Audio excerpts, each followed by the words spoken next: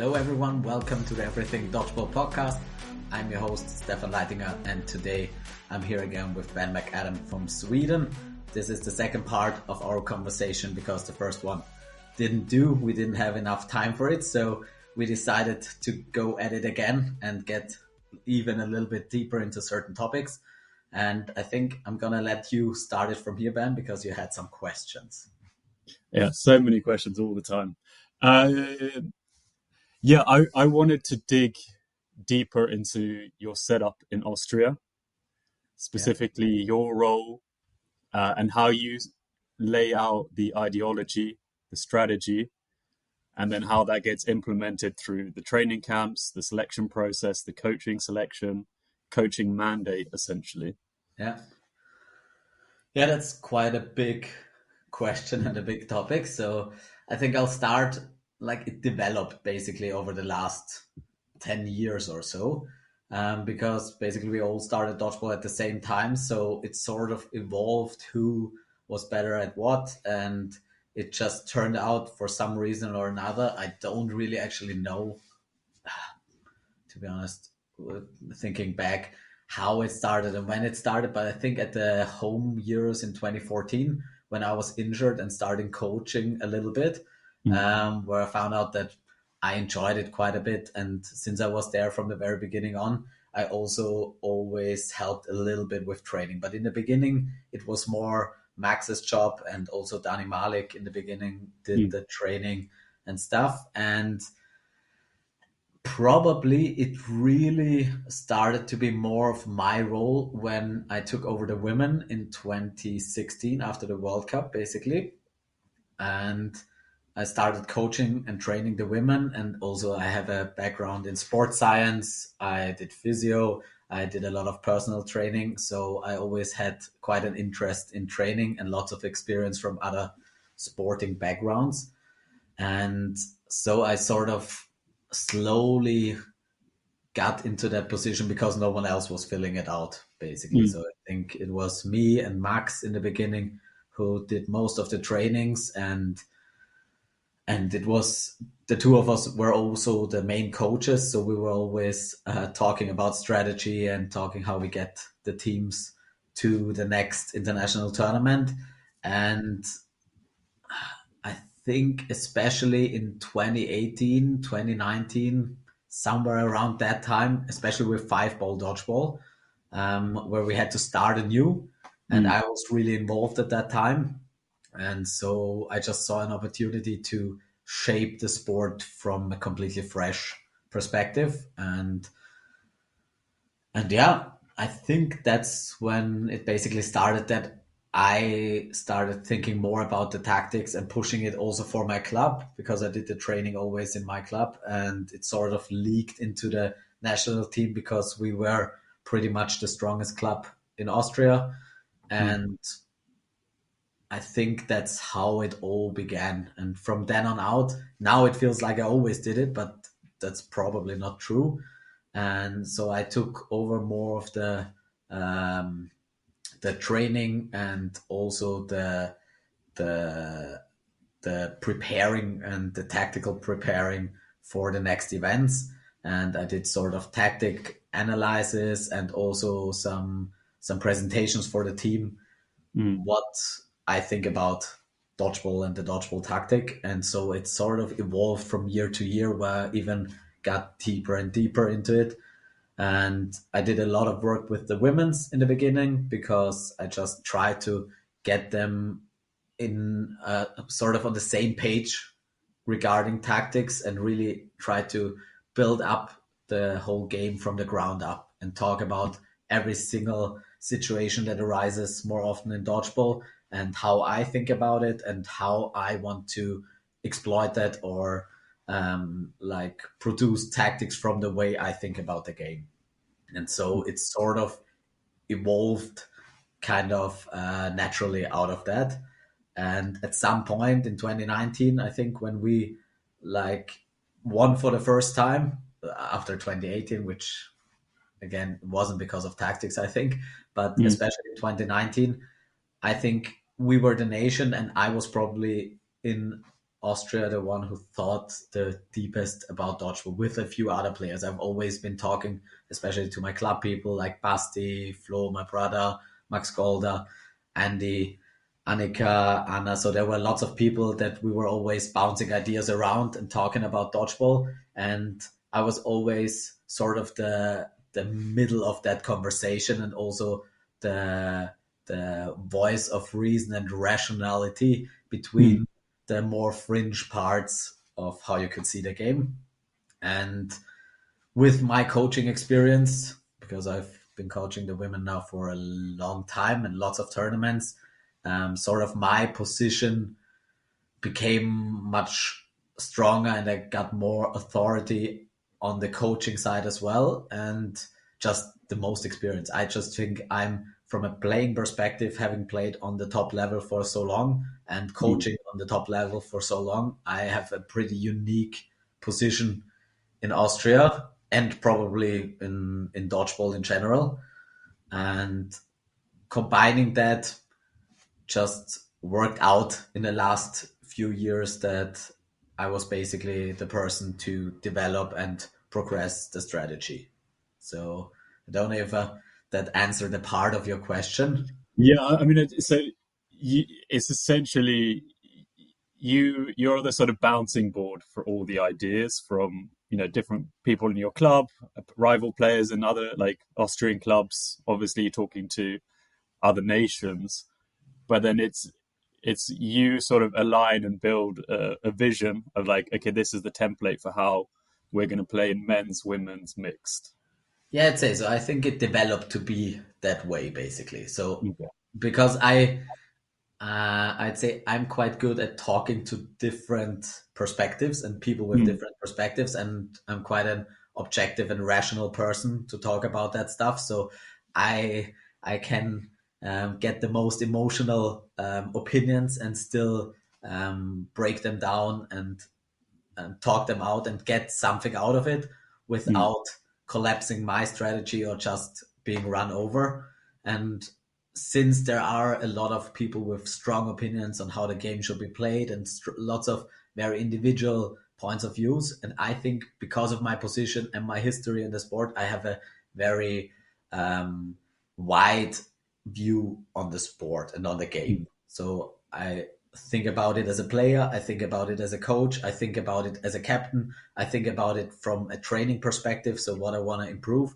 And so I think about dodgeball in the narrowest way, but also in the broadest way.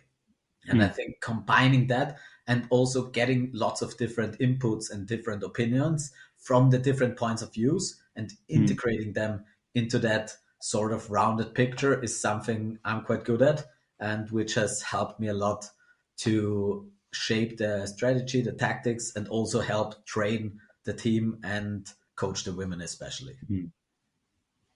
And so then you're sort of alone there with the mandate to dictate that vision.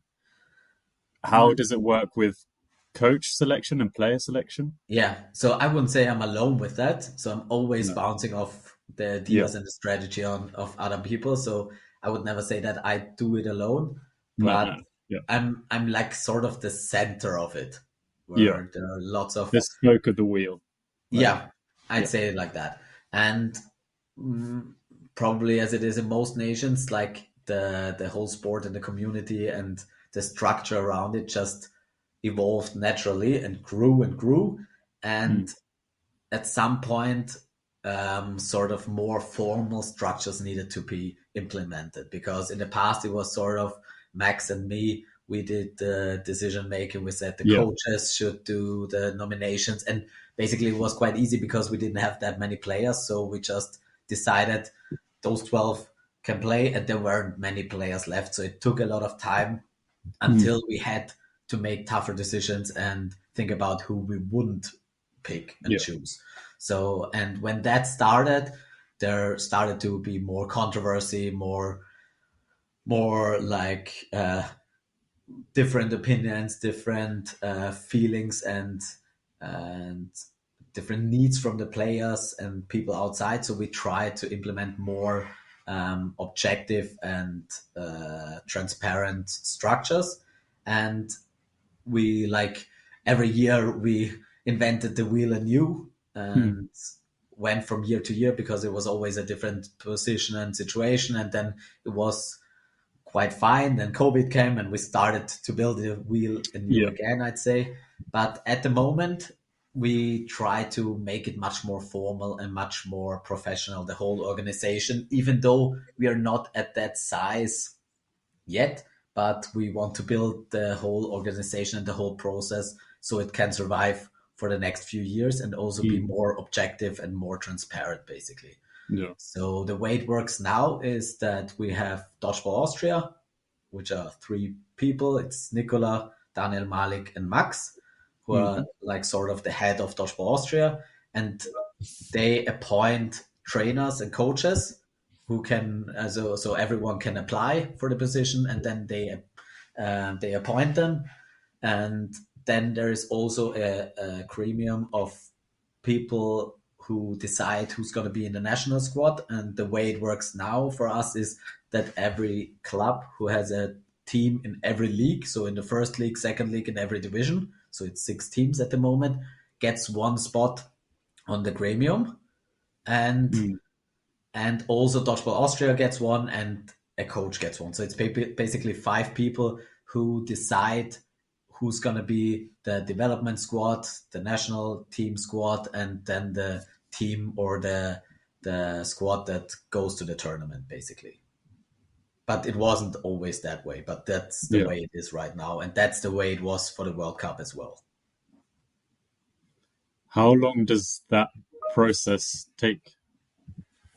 I The mean, it process sounds of quite, Yeah, so the process of getting to that structure took 10 years, and lots of but as in like discussion. the actual selection, player The selection actual process. selection is it's always like I'd say 4 to 6 months ahead. We get sort of the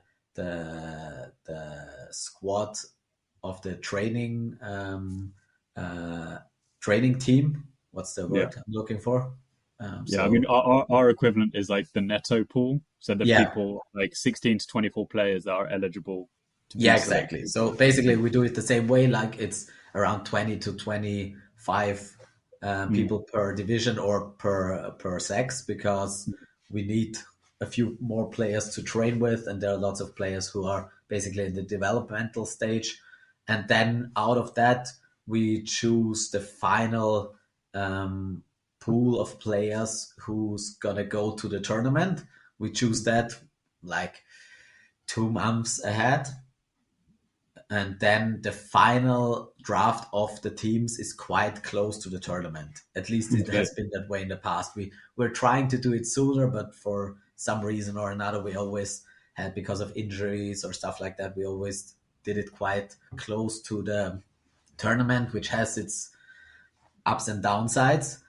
But like the final players who are going to play at the tournament in every division are selected quite close to the tournament as it stands right now. But we're trying to do that a bit sooner. That's really interesting. I guess you still have the advantage of being such a tight nation in terms of player density where you are geographically. Absolutely. Whereas I think for us, our selection process has also always been quite long. But then it also resulted that, like, our final lineup, starting lineups, they wouldn't be finalized. You maybe have one training camp a month before the tournament. And then the push for us now was now we want to have at least, the core four Yeah. in men's and mixed and women's to be selected in January now, before January, before Yeah. we start off our training camps for this year.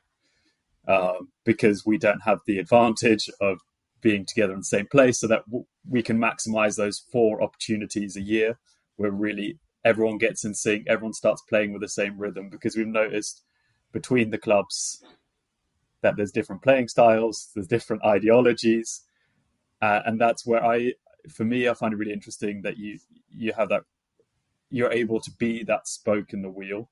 Yeah. I think that's kind of my role, but I don't know if I haven't succeeded as well, or if I've trying to be more, I've given a lot of tactical or strategic freedom to the coaches uh, in terms of how we actually implement it. The basic rudiments, the fundamentals that I sort of present about, I talk about how do we try and get better, what are the stepping stones, but then I still have a lot of, like, I think what we want to push is a lot of autonomy for the coaches, both in selecting that final squad, but also their vision on how they want that squad to play together. And I think if we succeed in having those core four selections, that we'll have be able to build up actual, like, there'll be quite different identities between our categories Yeah. in terms of playing style, and I'm excited to see how that looks. Yeah, absolutely. I think it's very specific to the size of the nation and the size Mm, of the playing pool in general. And I think that's quite unique for us because Austria is that small and our community is that closely knit and that mm, close together. So I think for now it works. I think in the future it won't.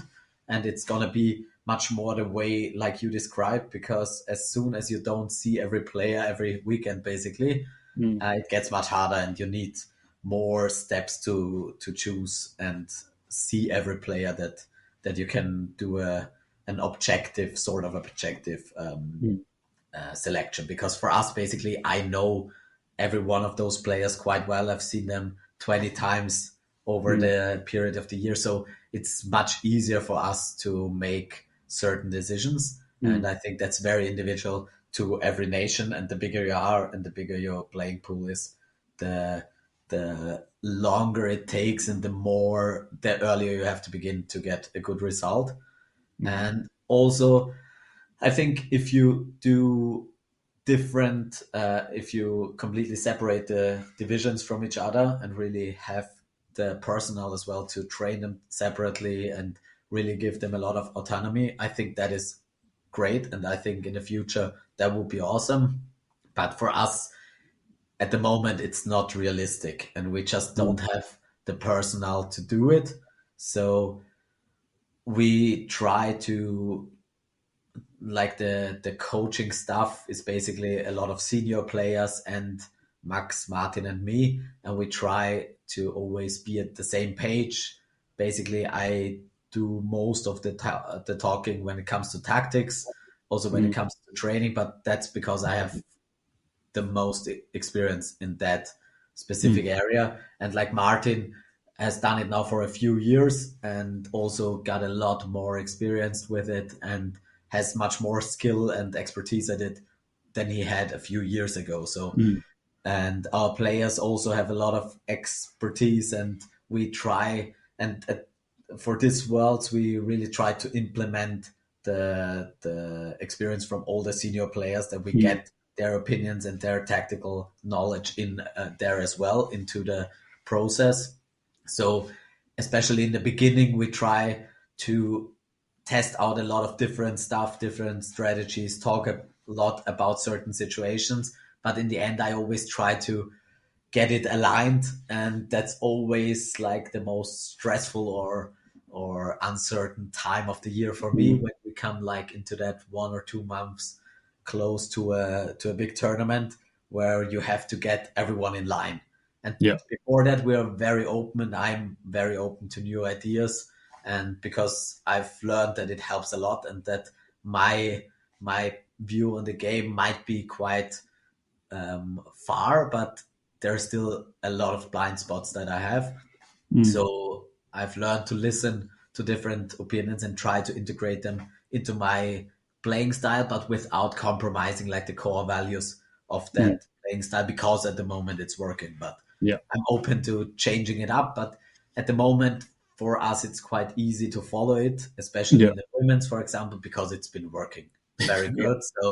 So there is no need to completely change it. But also, as I said, like the last month, basically, there's a lot of uncertainty because we Mm, have to bring all those together. And even if there are lots of good ideas, we have to get rid of certain ideas and just exclude them from the game, which might not be fun for everyone. And not everyone is agreeing with that. But that's basically where the authority of the coaches and my authority just comes in, and where we've decided and learned that it's better to pull in one direction, Yeah. even though not everyone agrees 100% with it. But you need one line. Otherwise, you're just too dependent on who is playing, and then there's so much confusion. And if players don't know what is wanted of them and what they should do, that's the most disturbing thing in the Yeah. game, because dodgeball is a game of making fast decisions. And if you don't Mm. have the variables and you don't know on which principles you should do those decisions, then you're really handicapped. And I think that's so. You said you tighten it up 1 or 2 months before, and you also select that final squad 1 or 2 months before, so that obviously by the time you crystallize that vision for that tournament, you then tweak any minor or major adjustments in that final squad that you take, or Yeah, like basically. who fits best into that, or who understands it best. Yeah, that's definitely especially a part for like choosing the mixed team for us right now, because we do double nominations. So Yeah. like for the mixed team, when we decide who's gonna be in there, we in the past it was often just like we put our six strongest men and women in there and hope Mm. for the best. And now we look much more at who who really understands what we want to do in the mixed game, who has more like chemistry with the other players, who works better in Mm. that team. So there are a lot more concerns or thoughts Mm. behind the process, I'd say as well. And in the perfect world, we would do all of that to perfection. And in reality, it is that I really try to tighten the loosest strands basically in the Yeah. last month, where we like Yeah. get rid of some things. In the past, I made the mistake of trying to implement too complex stuff too soon to the tournament, Mm. which I thought, wow, that's a great idea, but it was way too complex and it made the whole squad much more unrestful and Yeah. uncertain of stuff. And that is something I learned, to keep it quite simple, especially in the end, and Mm. really try to drill the basics and try to just get rid of the biggest mistakes that cost you the most, and sort of get the most bang for your bucks basically Yeah. out of your strategy, because it would be awesome if you had a month of daily preparations and Mm. tweak it to perfection. And that's still in my mind something I would like to see at some point, but it's just not realistic even for us, where we have a lot of trainings. But it's really getting the basics really straight, getting everyone in line, and then really sending a clear message what the objective is and what it definitely isn't. Yeah, and I think that that certainty is so key. Like whenever I'm playing at like another club and they've got a slightly different calling system or a very different calling system, it's that like that uncertainty. Yeah. You can't have that on the dodgeball court. If you take half a second to translate the call in your head, even if you're just walking up, you're still not in the game for those, one half a second to a Yeah. second, or like and yeah, I like that focus on the just making sure that everyone knows what to do. Like if in doubt, just keep it simple Yeah. and just be committed to each other's decisions and Yeah. just follow through. I wanted to dig, if I could, a little deeper on that It's your alignment podcast. Do process. whatever you want. Yeah, but with the with the alignment process with your key players, like Yeah. how does that look? Are you grabbing like certain video clips? Are you talking through scenarios? You're looking at rival nations, your own footage, club footage. What? How do you get people to sort of understand the same scenario and like how you do it, or like how you want to? Do you find a perfect set? How does No, that I think we process? watch a lot of video Mm. and or film, as the US guys always call it, Yeah. which is weird, but okay. We watch a lot of film, or we try to do a lot of film this year, especially. So we had Mm. one film session each week, and basically where we watched one game or half of a game or a third of a game, depending on how far we came, and just talked about all the situations that came up and got the different perspectives. And basically, most of the time, I try to narrate it and give my view on the situation, get the different opinions in, and try to really talk them out so that everyone understood whether it was my view that was the right one or the one that we would be going with, or if they had some understanding difficulties, or maybe they had some great input that I could implement as well. So we mm, kept it really wide in the beginning and just talked about every situation, mm, asked the players what they would do in that situation, what they thought about that situation, what the opponent might think in that situation. So we try to get really specific into, and like could talk about one certain situation, which was like 3 seconds for 20 minutes, and really mm, try to get as deep into it as possible. mm, And then I tried to bring it back to the fundamentals and essentials in the end mm, again.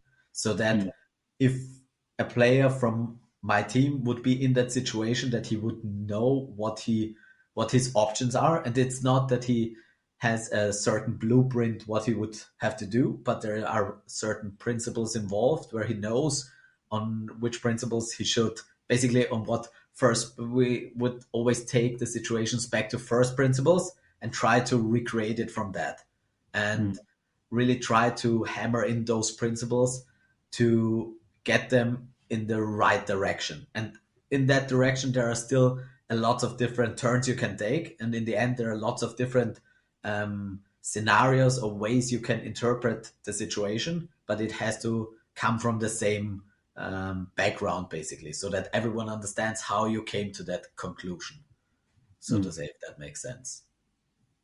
Yeah. So, for example, I wouldn't say if you are in that situation and you're in the middle, always throw there or do that. But I would say if you are in that situation, I want you to understand why you are in that situation, what the situation means, what the opponents think about that situation, and what your options are. And Mm, it doesn't matter to me if you, and then there are like different options, and I call it like there are risky options, there are safe options, and there are stupid options. And basically, we try to categorize everything we do into those three categories. And mm, then in every category, there are lots of specific things. So it's not one thing that is wrong and one thing that is right, but a player should be able to at least in hindsight see that situation and know in which direction his decision leans.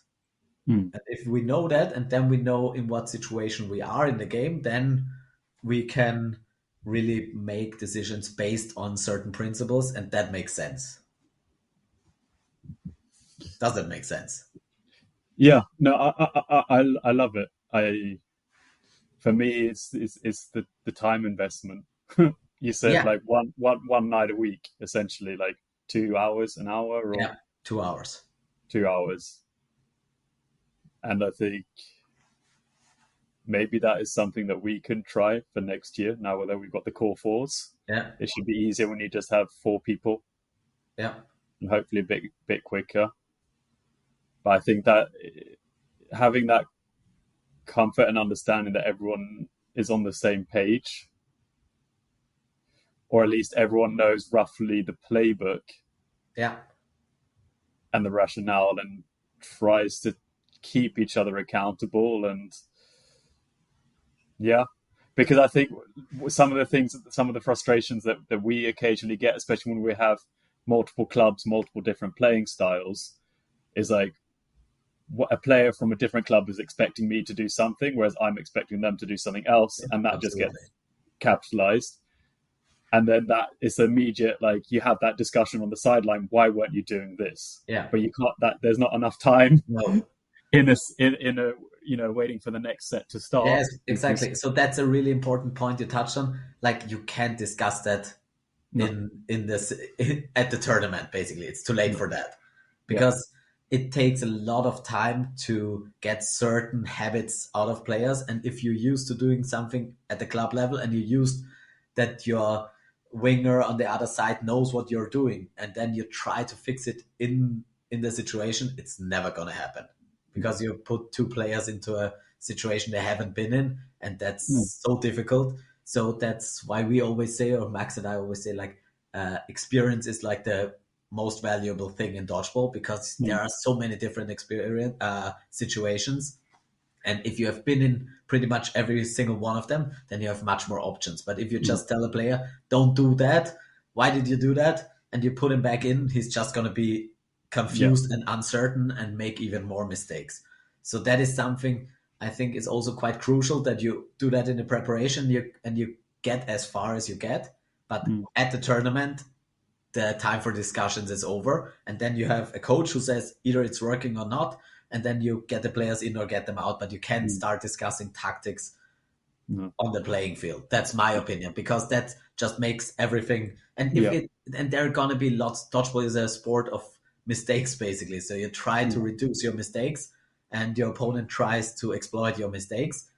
mm, But if you're uncertain, and the moment you are uncertain, you're not able to make any decisions.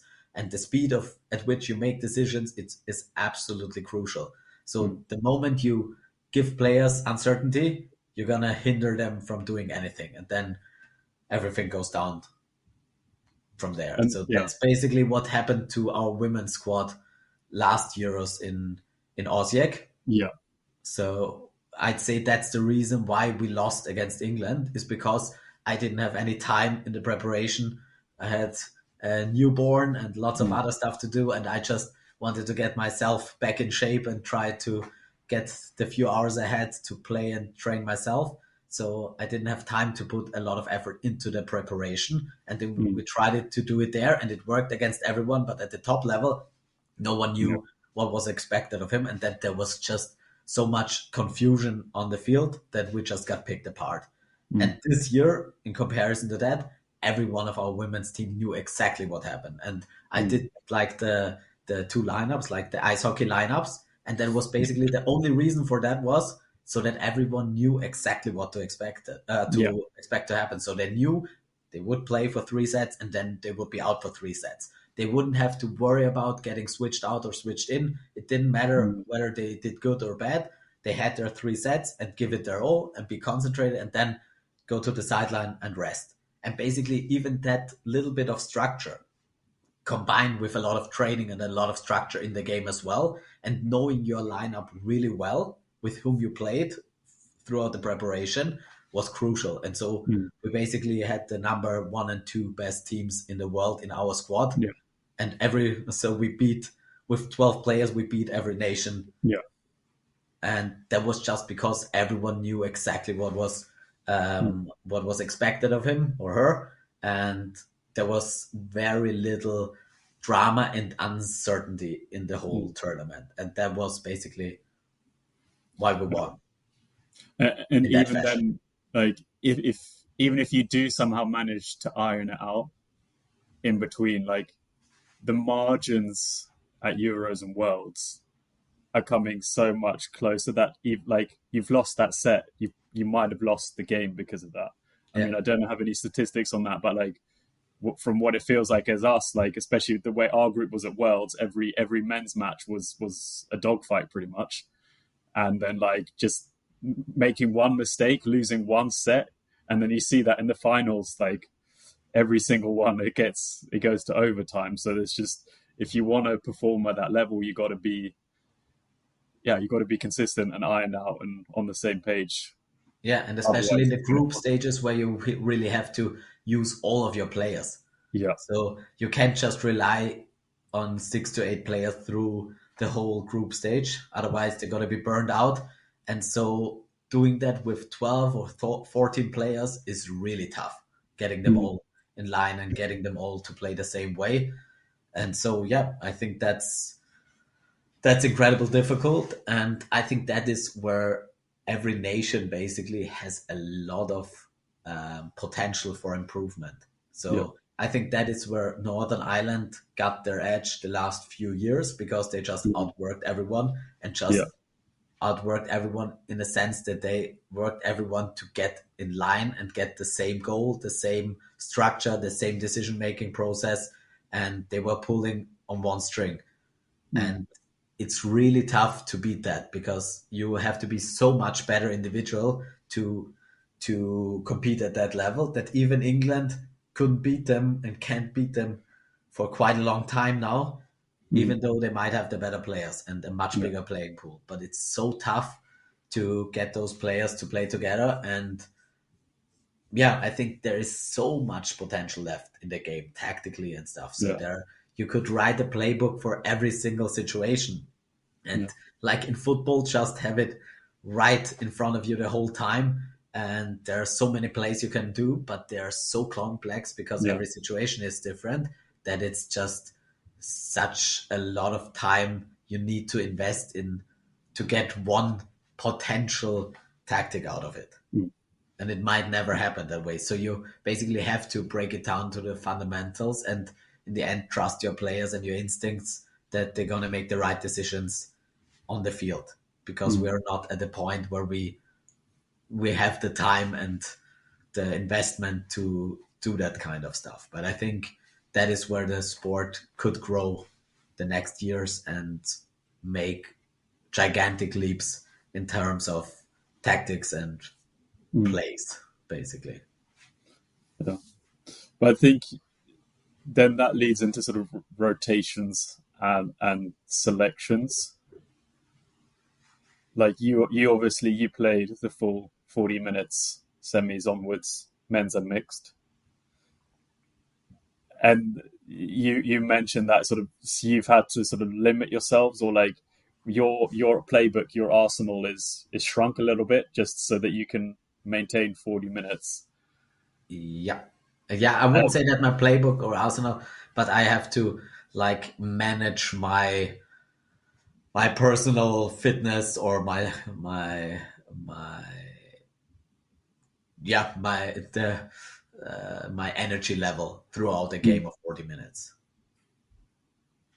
So I do that if the opponents let me, I do that in between in sets yeah. where we like play a little bit for time if we're up a certain amount. So I use every second I can get to rest my players and myself.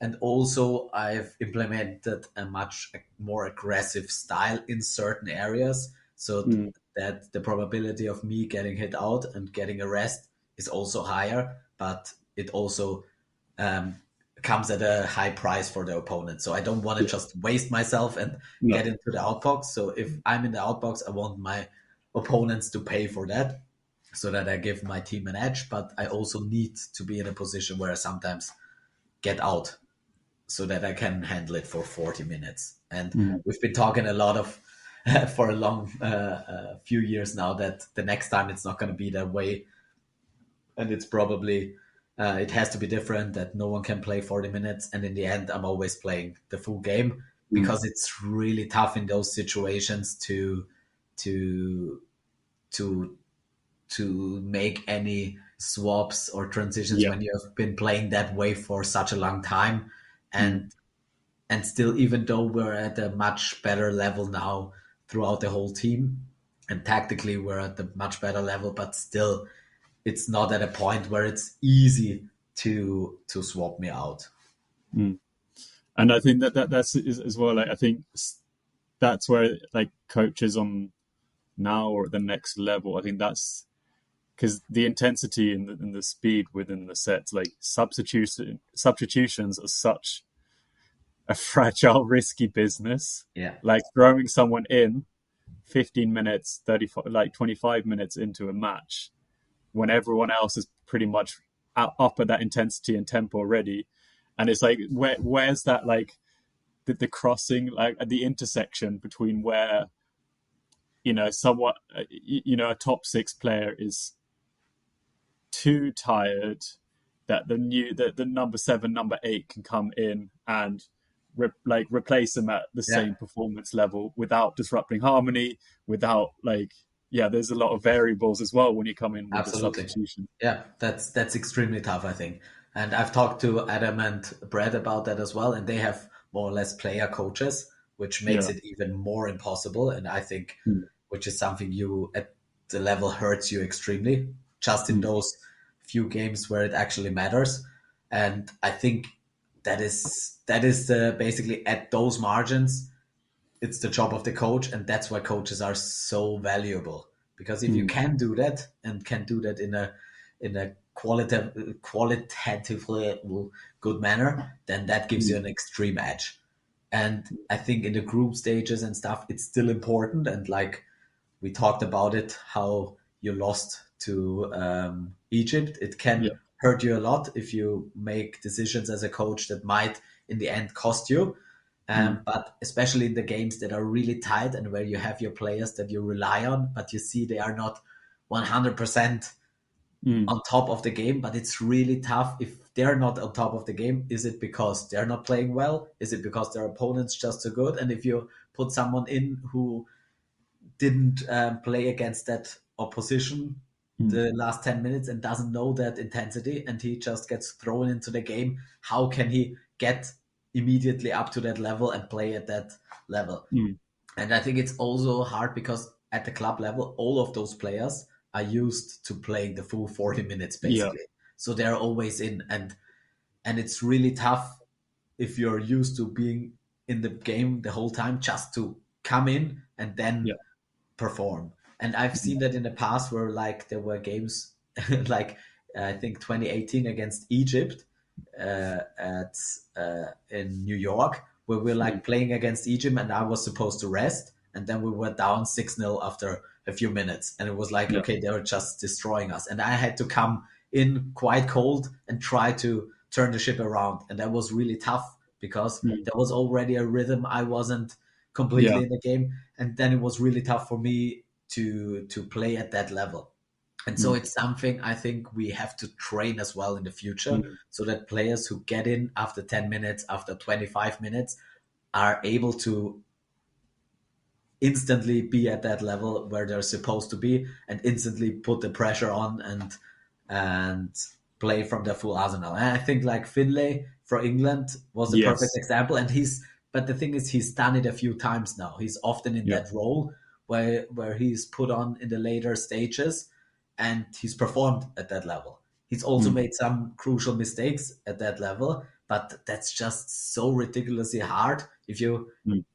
go into a game that is like neck for neck and you're in for the last three sets and Mm. have to perform. And you're obviously more fresh, so you have a lot of advantages, but you have no feeling for the game. Yeah. And I think that's just something we need to train and work on as well. Mm. But it's really hard. It's and in the end, if you win, you did everything right, and if you've lost, like everyone knows you should have done it different. And Yeah. It's maybe like, England, if they put Finlay in two sets earlier, maybe they would have made the turnaround. Maybe if they've let him out, maybe they would have won it. Who yeah. knows? So Mm. so in the end, no one's gonna know. But I think those decisions will become even more crucial in the future, and that's why coaches are really, really important in those fine margin situations. Yeah, I think it's because I remember back then, like the three ball days, like it was obviously a lot more catching oriented, but you'd have more designated catches. Like I think like Darren Skilton is one of those ones back in the day who's just automatic when it came to catches. But they like it almost seemed to be like a temperamental thing. Like sometimes all the catches would secure, Yeah, and then sometimes they would just fail everything. yeah, And then it was like, do you keep them in and hope they're going to get into that groove again, or do you just take them out, put someone else in that might not have the same record or the experience or that history of clutch factor yeah, that would then be like, do you just okay? But then is this their chance to grab it and be like, okay, I yeah, can step up and be clutch? It's such a difficult like point. Like, yeah, do you keep trying and milking it out of that like person that's done it in the past, or do you just try and say, okay, I've seen you do it on a club level. You're a little bit cold, but just go in, adjust for the first few throws, get a sense of the speed, and then try and hit the ground running. yeah. Yeah, I mean, and that's a risk you have to take, and at some point you need to take those risks, like Yeah, Northern Ireland did in the bronze medal match against England, yeah, where they swapped out Adam and yeah, won the game. mm, Probably also because of that, because Kareem played amazing and yeah, Brad yeah, was on his last breath, yeah, basically. exactly. So, but it's extremely tough to take Brad out of a game for the bronze medal. So, and No, if you yeah, lose it and Brad is on the sideline, then everyone's gonna be like, "What the fuck did you think you were mm, doing?" Basically. But yeah, it's really easy in hindsight and very hard in the moment.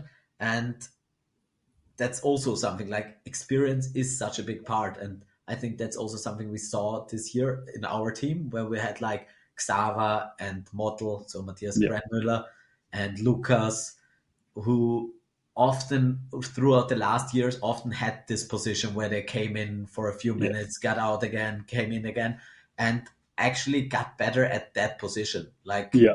Grenmüller and Matthias played extremely well this year, and he Got a came in for cross-court catch. in such difficult situations. And throughout the Mm. season, that's not his job. He's playing opposite me, basically for Yeah. Wolfpack, and is in the game the whole game. And then he comes in at the world stage and has to play against the US for 3 minutes, 5 minutes, Yeah. three sets, and has to make those good moves. And that is something he learned, and he was amazing at this Yeah. year. And Xava as well. You can see like it in the last few years. He's often been the last player in, Yeah. but it was too late for him to make any sort of impact. And this Mm. year, if I was out, he was in my spot, and Mm. he could take over completely and filled out that role completely. Yeah. And And I think that's the just one he won versus Murphy. exactly. So he won the one we won versus Murphy. But Mm. that's a very, very unthankful position often Yeah. because you are in the middle. Often you're going to be the first target, especially in mixed, and you Mm. have to go in, back again, get your level up again. And then at some moment, you're suddenly on the wing and you have to make decisions. Yeah. So to being in the right mindset for that as well, to know it is your role and your job to be hit out sometimes, but Mm. just make the life of your opponents as hard as possible and not get frustrated or lose your self-confidence because you're not making that much of an impact on the game, because in the moment when you're needed, you're like a goalkeeper in football. Yeah. It might not be a lot of situations, but those situations make the difference. Mm. And that's probably an unthankful position, but it's a crucial one. And it's the I mean, one goalkeeper where, is the worst position. yeah, You can have an amazing game and make one mistake, and that's you absolutely, lose. yeah. And that's basically a bit how middle players in dodgeball Mm. are. Because if they make a catch, amazing. Yeah. Everyone's happy. But if they grab for the wrong throw, everyone is like, why did you go for that catch? Yeah. And so it's something I talked to Max about, I think today, which is like Golder or the Mets? Or Golda. uh, Um, tactics, I only talk to Golda. Throwing, I talk to Matt. mm. um, no, but we talked about like the difference between foam and cloth is that cloth is a lot more of a dodgeball game. Like dodging is such a valuable thing because if you Mm. have good dodgers in your middle, they are going to win or lose you the game. And if you have players who can survive for the first 2 minutes in the middle, then you're going to have such an advantage that you can play out the time. But in foam, you can't have that because the time is endless. So even if they dodge 5 throws, there's still endless throws to come. So the Mm. game is decided in a 3 versus 3, basically, because it comes to a point where everyone basically has a ball. And then if you Mm. have your best players in, that's where the games are decided. But in cloth, the decision of a game between good teams is in the beginning. And Mm. so dodging and being able to survive in the middle is just much more valuable in cloth dodgeball. And I think that's a factor that is often really overlooked. So how important dodging is. And it's something that no one gets a lot of credit for, but it was Mm. basically the reason why we won the World Cup in 2018 was because we had Sebastian Grill and Robin Oberhauser in the middle, and they didn't get hit out once basically the whole Yeah. tournament. And that was the difference for us. Mm. I think that's so. We had Jacob Poyser. He's moved to Australia now, but he was also a British dodgeballer and moved to Sweden. And he coined the saying that like if you dodge 2 throws as a middle player, that's the same as making a hit, Yeah. just to try and get that like because you should have a better than 50% hit rate. Yeah, especially you guys. But like so if you dodge 2, then you basically won one. Yeah. You're +1. Yeah. And I think that was a really good sort of mindset to instill Yeah. that like yeah Absolutely. it's a shit role being in the middle, but you have an impact every time you dodge. Like you got to understand that as well. Absolutely. Yeah, and you have to value it as well as a team. Now in training, I often try to play in the middle because Yeah. I'm really bad at it and I'm not used to it, but I do it a lot in training now and I love it. So it's Yeah. if you really get your challenge to going for the right catches, going for the right dodges, and just surviving and getting knowing your opponents are just getting frustrated because you're the Mm. main target and they're just not hitting you, Yeah. and knowing how much impact it has if you're not being hit. Mm. That is the most frustrating thing for a team, because if you throw balls and waste them and you don't hit anything except for air, it Yeah, deflates you, and yeah, it can really rob a team of its confidence, and that's where mm, you win the match.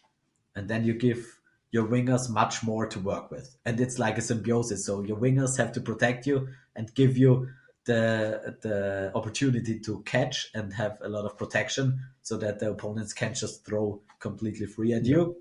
But as a winger, you need your middle players to survive, because if Mm. they don't survive, then you're always working against the deficit, and that's just so frustrating. But I find that also like it's also a fine line. Like you obviously have to commit to dodging or catching. Yeah, If you decide, especially in no, a men's I'm going to game. dodge, now I can catch this, you're going to Yeah, fail. But then if you get one or two catches, that instantly improves your dodging because yeah, the opponent immediately has to start pinging absolutely. for shoulders. Like, I mean, look at Murph. Is just you can't throw at him in most Yeah, situations because that aura around him, and you're not placed like, yeah, they're never at him. So it's really hard to get that like decision making like in place, or yeah, like but yeah, like that's for the catch versus dodge. absolutely, that's the most important thing. Like, it's like the way I talked with Brett about the pre-throw. It's the same Mm, with catching. Basically, yeah, I only tried to learn catching the last 2 years to not get hit out as easily in certain yeah, situations. Because yeah, if there is no threat of someone catching, then I'm just gonna aim for the middle and I'm gonna yeah, hit and have a high hitting percentage. But if yeah, there's someone who has caught me twice, I'm gonna aim yeah, for the fringes, and then it makes it much easier yeah, to survive. So mm, as a thrower, you have to balance it, and mm, balance when you're just throwing at their outer line and when you're throwing at their chest. Because if you mm, never throw at their chest, they're not going to be in any danger, and they're going to feel quite comfortable in the middle. yeah, But if you only throw at the chest, they're going to just stand their ground and catch you. So yeah, it's, I think dodgeball is all about balance with everything, and it's the same with catching and dodging. You have to pick your mm, spots and know in which situation you're in, and then make the right decision. And it's not always important to make a catch. It's not always important to make a catch, but it's always important throughout the game to make the right decisions mm, and improve your chances. And sometimes you have a day where catches just stick better, but if you go for the right spots, in the end you're gonna be more successful. And mm, that's I think the skill of a middle player, to know yeah. when to dodge, when to catch, and how to put himself into the right situations.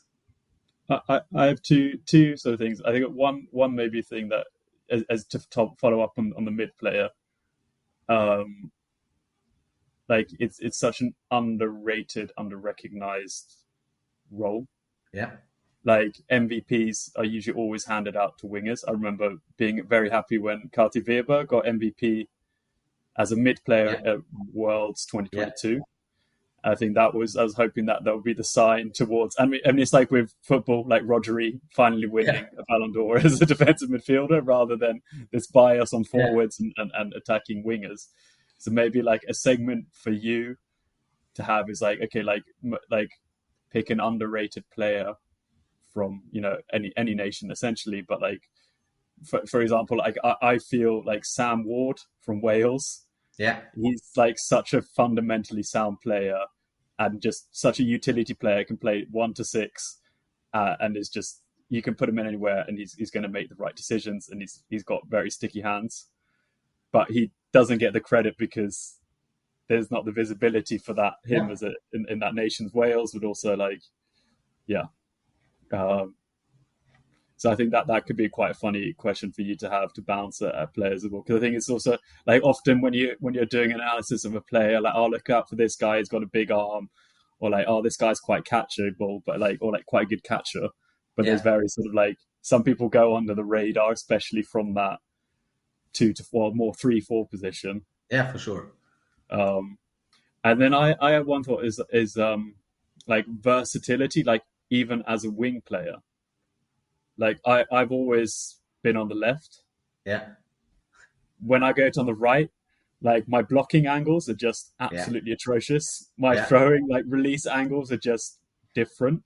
But you're left-handed, right? Yeah, that yeah, is the stupidest thing to me because I also play on the left side, and yeah, I play on the left side because I have a view of the whole game. So if I stand with my left shoulder forward yeah, because I'm a throwing threat, then I can look at the whole game.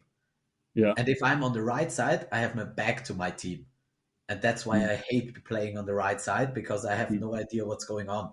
And I don't understand how you can play on the left side as a left-handed player. I think it's for me. It's the like I have I have a weird arm slot and throwing technique, Yeah, but it's true because, but I think that's one thing. Lots of yeah, players like it because you can cross easier and you yeah, like to play from your shoulder to your hip. yeah, But I think that's not the important part about the game.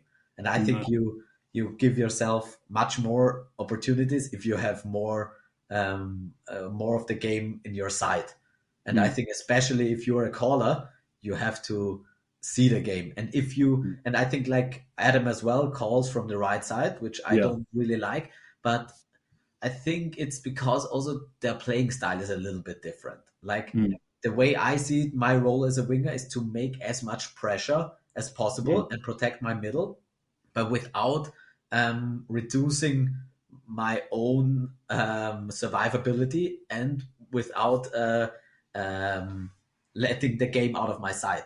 And so basically, mm, those three things I can only do from the left side because I can mm, go really aggressive, but still see the whole game and still see the crosses coming in. But on mm, if I see a left-handed player on the left side, mm, basically the first thing I do is a cross. Because if yeah, my other winger has a lot of pressure, you have no way of seeing it, or you cannot make any pressure. If mm. the moment you start trying to fake, your shoulder is in your way, and you're not going to be able to see it.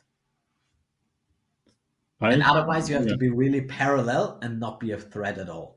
So mm, like Brett also does this, where he's like really parallel to the game. He's on the right mm, side, in my opinion, so on the left side, but yeah, still he's not. He's very is it perpendicular to the game basically. mm, But that's why he loses a lot of pressure, in my opinion.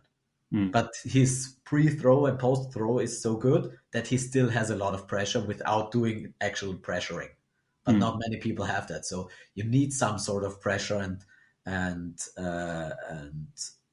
movement. And I think it's much harder from the wrong side, basically. Yeah, but if you like that, I find that quite interesting because I feel like I have a pretty good vision. Usually, I lose a little bit of the right wing. Like I Yeah, don't see exactly what happens there. I trust on them saying out or follow, whatever counter. But I also trust that if you're opening yourself up, like so for me, like I start here, and then if I do yeah, a pump fake, my ball is down by my hip knee.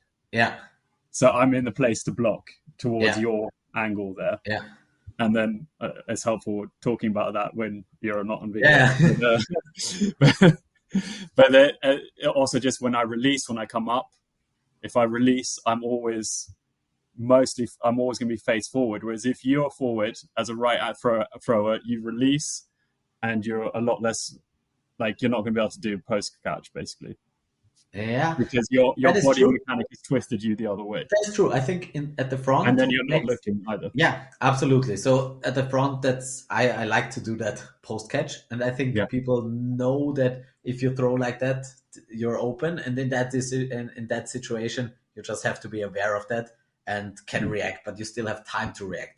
But in the on the backside in the defense, you don't have time to react because you have to do the pressuring while the opponents are coming at you and while they are throwing.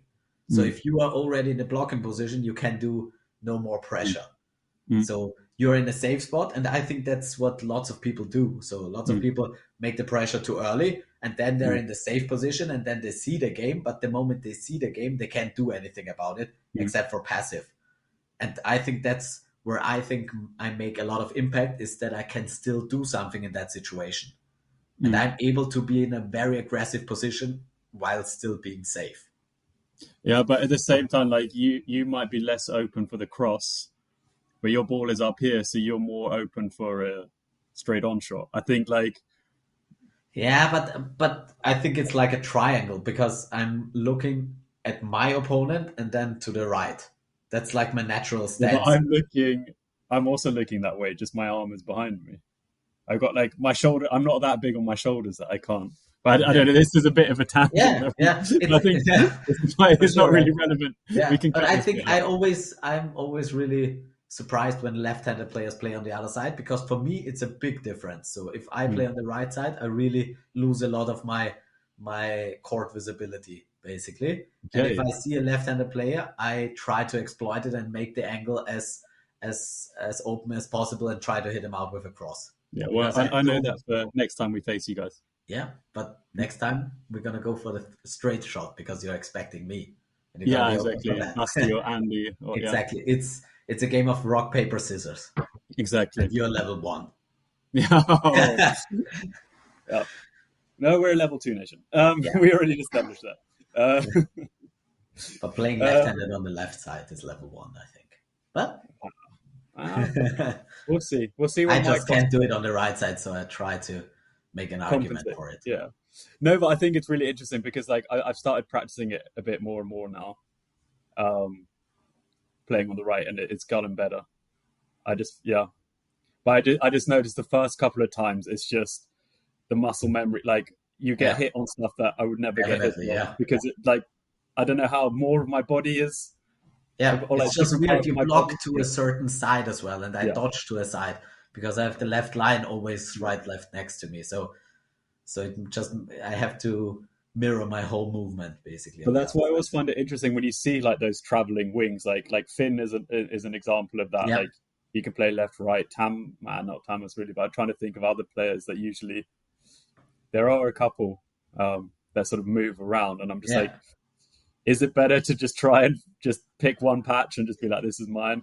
yeah. I think it's great if you can do all, but I think if you want to be really, really Yeah, special good on one thing, you have to basically yeah, decide for one side. Otherwise, you're going to be always like in yeah, between. Yeah, I don't know if it works. Maybe for some yeah. I people. think that For me, I it mean does. that's true in life as well. You don't want to be a jack of all trades usually. Yeah, Well, like for some things, you want to be a neat carve out a niche. yeah, absolutely. Mm. Yeah. And then I guess last thought I had was like selections, uh, like player selections. You Yeah. guys have a lot of incredible women. Like I'm trying to even think like you had, did you have just 12 women No, for 14, Worlds? but Annie was 14. sick for the whole tournament, so we had 13 women. Okay. But like how many like more women did you have? Like essentially like that cutoff point like is Yeah. sometimes really difficult. It's like it's Yeah, essentially most nations have that for mixed if they're doing double. yeah, Like okay, how do we do that? Or yeah. like how did you just get onto that when it becomes you go from objective to suddenly becoming a bit more okay the differences are so minute like what factors do you take into Yeah. consideration there?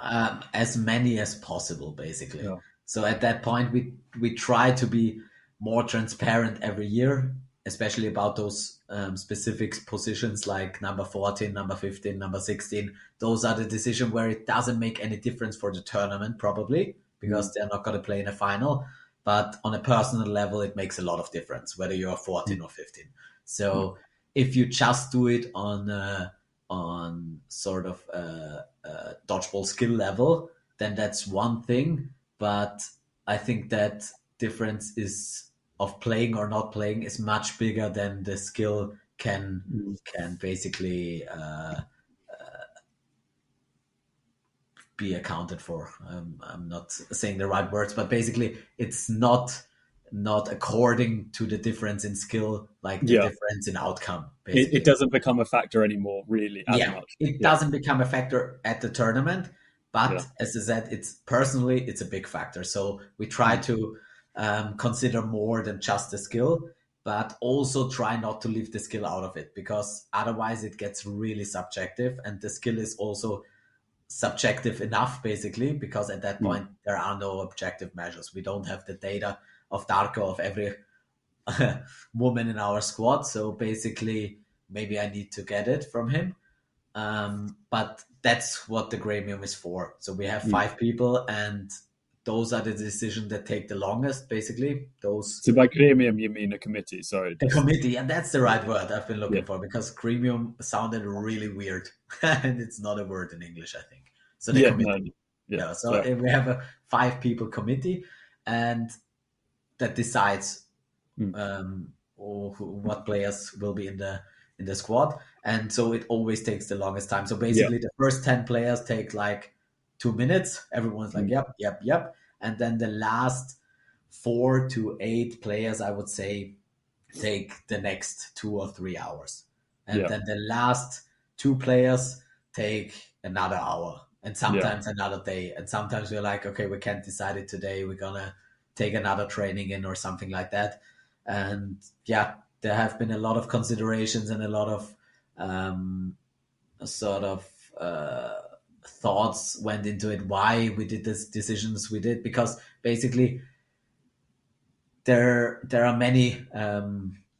uh, many ways you can think about that position. And maybe it's a development player, maybe it's someone who has done a lot for the sport, maybe it's someone whose last tournament it's going to be. So there are a lot of mm. personal um, topics in that decision, Mm. and we try to be very open in our communication and always tell the players exactly why we decided the way we did. So Mm. afterwards, we call positions 15 to 20 basically, and talk to every one of them individually and try to um, get their view on it and tell them why we decided that way. So because it's a tough pill to swallow. And Mm. basically, from the last 10 years, the difference is that we had once 8 women, and then we had 10 women, and then we had 13 women, and now we have 20 women who could Yeah. play at that level. And so the decision for the last few spots gets harder each year. Mm. And it's gonna continue that way. And I don't know which objective measures we can make in the future to make those decisions even more transparent and objective. And what we did is that committee with that every club has their say, and everyone has the possibility, the opportunity to get into that committee. So basically, it's Mm. open to everyone, and you can get appointed by your club. So, Yeah. which is a big step in the right direction. So, if you're not happy about it, you could basically change it. Mm. And yeah, but it's never getting easier, and it's Mm. something I really don't enjoy, because I have to make those phone calls, and they're never fun. But I think they're super important, because you Yeah. don't want to lose those women who are 15, and you want them to stay motivated for the next tournament. And Yeah. it just means a lot to everyone. And I luckily haven't been on the other side of that, and hopefully I'm not going to be there for the near future. But Mm. at some point, maybe it is. And I think it's really important for those players to know that they have been seen and they had a fair chance in the process. Mm. Yeah, and I think for us now, especially like we have foam, which is it's growing really big, especially on the rec side. But then if you're a woman that was 8, 9, 10, when you could be a starter in foam, Yeah, then it's becomes a very different equation, and that's why I think absolutely. That's been a big issue for us as yeah, well. yeah, And I think for um, us, the difference is that in cloth, you basically, if you're in the team, you're going to be basically in the first or second spot. So yeah, even so, you're gonna be maybe a world champion, and so mm, even if you're number 14, you're still gonna want to go for the cloth team yeah, probably.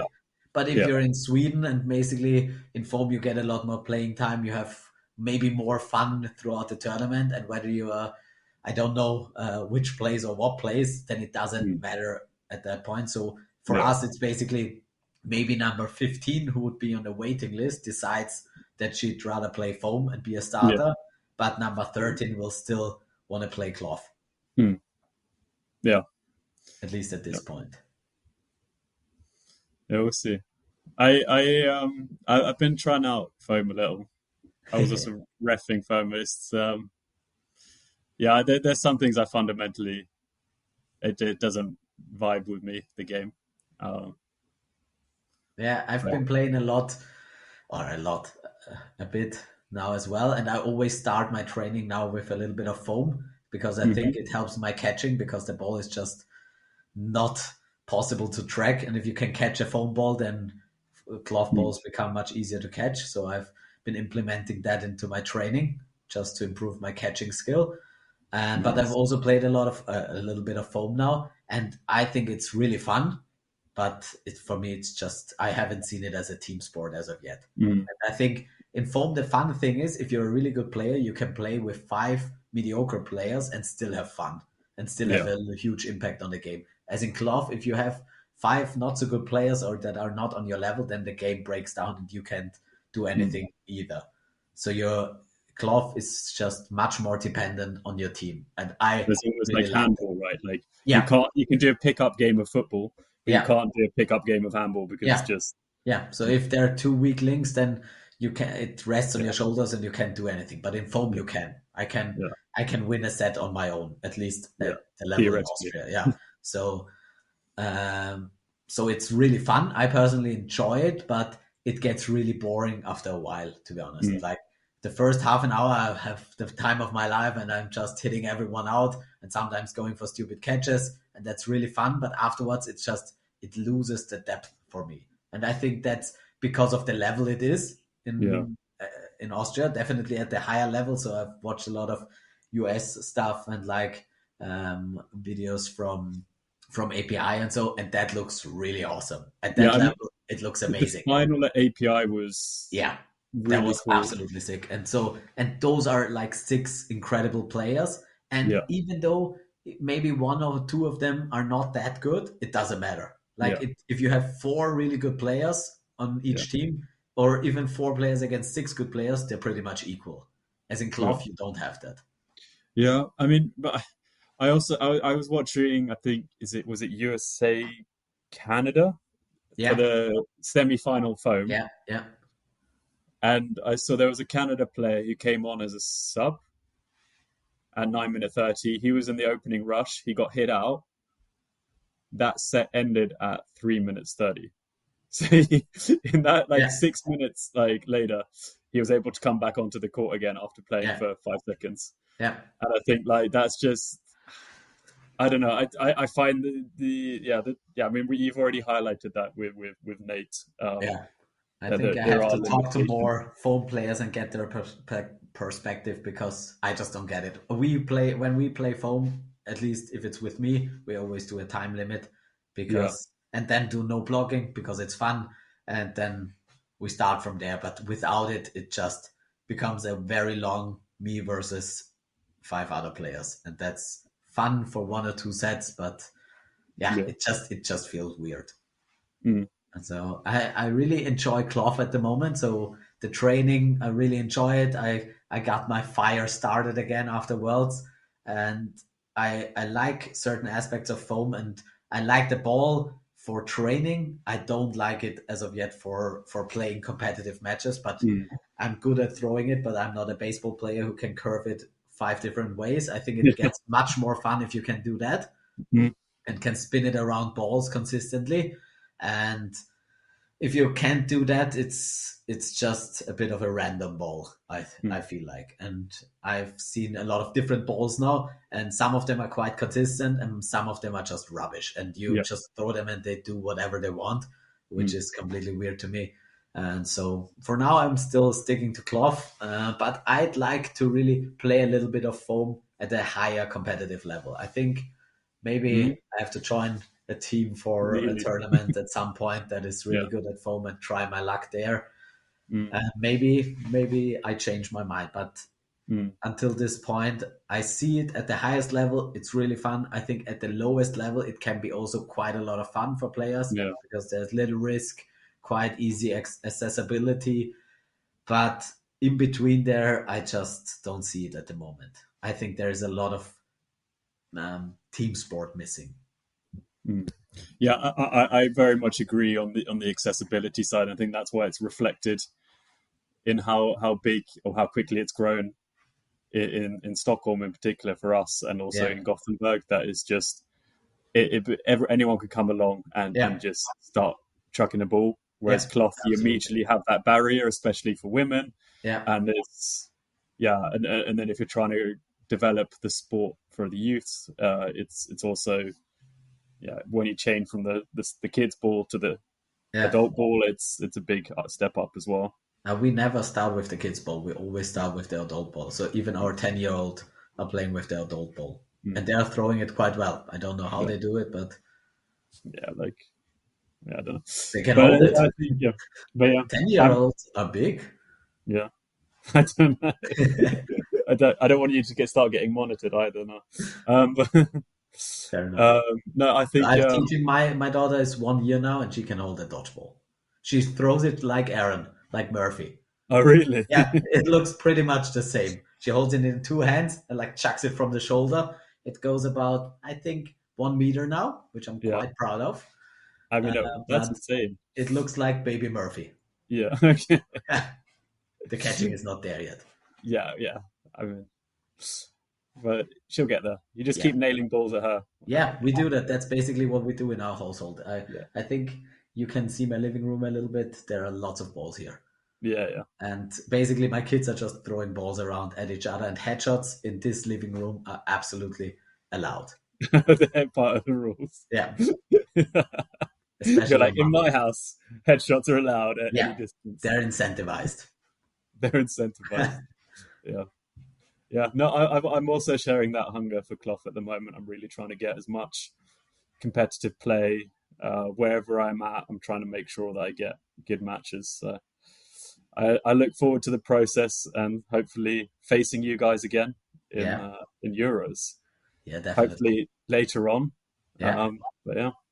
yeah. We have CEC now in 1 month. Oh God, yeah, yeah. Yeah, that's gonna be fun. And I'm really Is it in looking one forward to month? that. Yeah, it's end of November. Okay. Wait, what? It's November. It's not in 1 month. It's in 2 weeks. Yeah, I was about to say like it's it's Okay, no, yeah, fair enough. I mean, it will be probably over when this episode airs. So, yeah. but yeah, currently we're trying. We're preparing for CEC. So, Hmm. playing a You've little gotten bit. quite a developmental squad, right? Or Yeah, yeah. there weren't a lot of names I recognized. Yeah, yeah. So it's basically there are lots of players still fed up from the World Cup. So it's gonna be a lot of new faces, and I think that's gonna be really fun. And It's going to help push the sport as well for you yeah, guys as well. yeah. Yeah, It's going to be yeah. more competitive as well. So I don't think this is going to be a walk in the park. This No, is going to be quite open for anyone to grab, I think. So I don't know if I, we win it, yeah, but we'll try. that's right.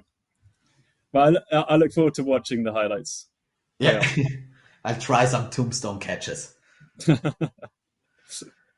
Yeah, yeah. but All right. Ben, Thank that you for your was that time. was really fun, and I think we Yeah, got way deeper this time, and I enjoyed that a lot. I hope our listener get something out of it as well. And I think I'm gonna end it at this point. So I'm gonna do the outro right now.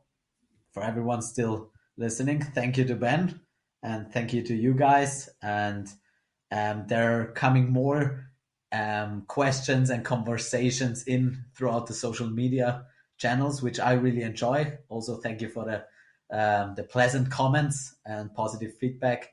And until next time, keep throwing those balls. Try not to get caught, and take care, everyone. Bye. I love my outro.